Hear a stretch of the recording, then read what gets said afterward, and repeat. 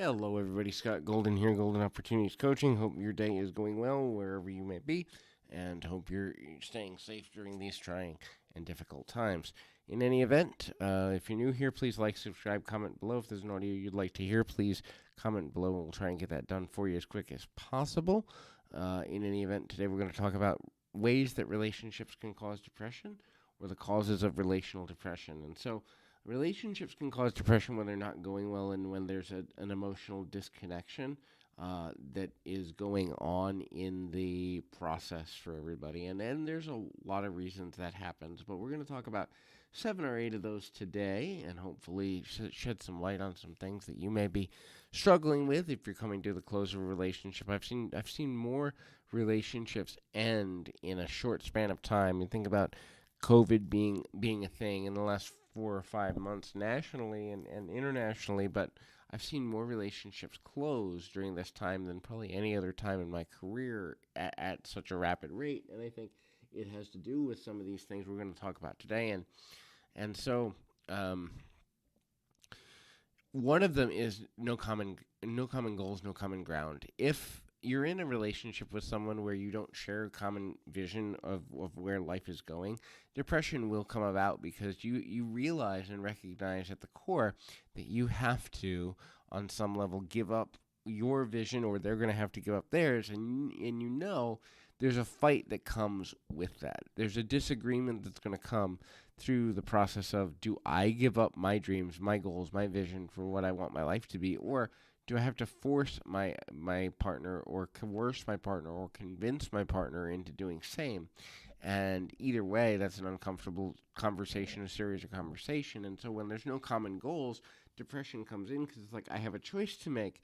Do I try to convince my partner and sometimes struggle to do so that they need to embrace my goals, or do I be the one to be the sacrificial lamb and sacrifice my own goals for the sake of this relationship? And is that a good investment? And especially as we move into the next thing on the list, which is no emotional connection. If you no longer feel emotionally connected with your partner, depression will set in. The majority of people get involved in romantic relationships and sometimes even friendships for the sense of feeling a sense of commonality and belonging and support. And so that is felt through emotional commonality and connection. And so when that no longer exists immediately or almost immediately, even if a person is in denial, there is a markable note of depression or sadness or disappointment that comes when the emotional disconnection disappears. Now, the longer those emotional disconnections last, the harder it is to snap oneself out of the what's known as the third thing on the list, which is the depression switch. Something happens to where what used to be beautiful is no longer beautiful. What used to be beautiful is no longer there. And all you're left with is the nostalgic memories. And so what happens for most people, because they're trying to survive and remember, the human brain is developed on the idea of protection and self-protection. So what happens is a person who is emotionally disconnected will actually fixate on memories of the positive times in the relationship rather than addressing the way things are. And so when we fixate on the way things used to be, the belief is, oh, well, I've only got to make a few changes and I can bring that back. And then we see people, male and female alike, who change themselves for the sake of a relationship. And if one partner has a mental illness or has lost interest or any other number of things, those changes don't lead to results, which then makes the person who made the changes feel even more rejected, and regaining an emotional connection is unlikely to happen. So that depression switch, which is nothing's ever going to get better, stays on, which then creates an even harder time and making it almost impossible to regain that emotional connection. All people can regain emotional connection, but that's where counseling, coaching, working with a minister, working with a mentor becomes super important, because in order for that to happen, it's not going to happen between two people who just have a conversation. It's going to happen because one or both parties, usually both, need to have a different perception of the reason for the relationship's continuance in order for their respective behaviors towards each other to change. So another thing to consider for relationship depression, obviously, is abuse. This is especially difficult for people who have been love bombed by someone who has Machiavellian or narcissistic tendencies to get into a relationship. This usually happens for people who do what I believe is relationship hopping. They get out of one relationship and within 3 to 6 months they're in another. And I know that there are people who believe that the best way to get over someone is to get involved with somebody else, but the reality is you carry the emotional, mental, and spiritual weight of every relationship with you until you clear it, and clearing it involves learning from it and forgiving what needs to be forgiven from it. And I have seen countless people over the years who are still holding on to situations of relationship where we're looking at 10, 20 years ago is where their original wound happened, and it's affecting how they relate with others now. And it's so damaging, and it's so unfortunate, because if they had taken 6 months or a year away from dating then, they would have completely wanted something different after clearing that energy and clearing the thoughts and the pain associated with the breakup and everything surrounding it. Instead, they're just repeating the same cycle again and again and again and again and again. And it doesn't serve anybody, including either party in new relationships. So the other is the withholding of affection and communication, especially communication. If a person is not being communicated with, they don't know how to proceed. When they don't know how to proceed, they are more likely to, follow the rabbit trail in their own brain to the idea that this relationship is going to fail and it's my fault and all these other things. And non communication, especially the extreme forms like the silent treatment or starving someone out, can create, anxiety and depression in their own right, because especially if and so many people, their partner, when things are good, their partner becomes their best friend or their go-to person. And when you cut off communication with that person, not only are you dealing with the potential loss of a romantic partner, but there's also the loss of that friendship and everything that's been shared in it, and that will create a furthering of depression, as it were.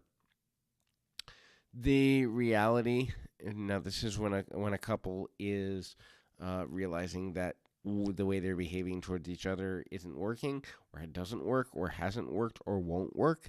And so the need for change without the realization of how to do it. So this is especially true in couples that maybe they're staying together for financial reasons, they're staying together because of kids, they're staying together, and I see this one a lot, because they don't want to confront their family or friends' reaction if they leave. So the realization that change needs to happen, but having no active skill to be able to make that change happen or facilitate that change happening in the relationship, can cause depression. This is especially true majority for women, I would say, because women tend to be emotional leaders in relationships, meaning they're more expressive, they're more demonstrative, and they're also more thorough with how they communicate. And so if there's been, in most cases, several communication attempts to try to change negative behavior and nothing changes, then the person who's trying to initiate those conversations is eventually going to deal with depression, because why can't I get this person that I love to see the need to change behaviors and to join me in that journey? The other thing too and the final thing is, if a person feels trapped or stuck, or as though they're wasting their life away. The regret, and this is the thing, the biggest trap in unhealthy or toxic relationships that I've seen in 13 years working with 15,000 people, is this misnomer that I'm still in love with this person. No, if a relationship is not going well, you're not in love with them.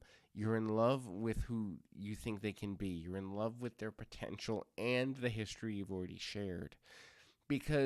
And most people have such a difficult time differentiating those things. They think, well, yeah, it's because of the person. No, it's because of the history and not wanting to be wrong about that investment that you stay. And so it's important to have somebody say, well, if this person was acting the way they act right now and have acted for the last several months, and you were meeting them for the first time, would you date them?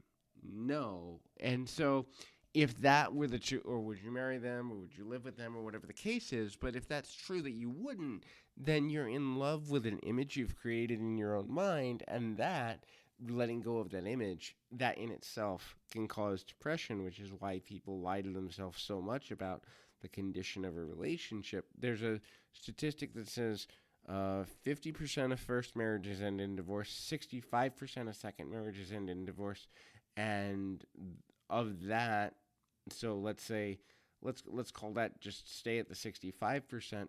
Another 25%, so up to 90% of people are considering leaving their relationship. So if you look at it this way, 1 in 10 people is likely to be happy, or 1 in 10 couples is likely to be truly happy and satisfied in relationships. And that's because it takes being on the same page and growing together as a thing. And when the growth stops, the relationship has stopped when the growth stops. And that's something that people need to learn more about. It's not over when we say it's over. Many times it's over months before, it's over sometimes years before, when the growing together has already stopped. And so that's how we'll close for today. But again, if there's a topic you'd like to see covered, please feel free to reach out. We'd be more than happy to do that for you in the weeks and months to come. But until then, keep your feet on the ground, your mind in the moment. Until next time, everybody.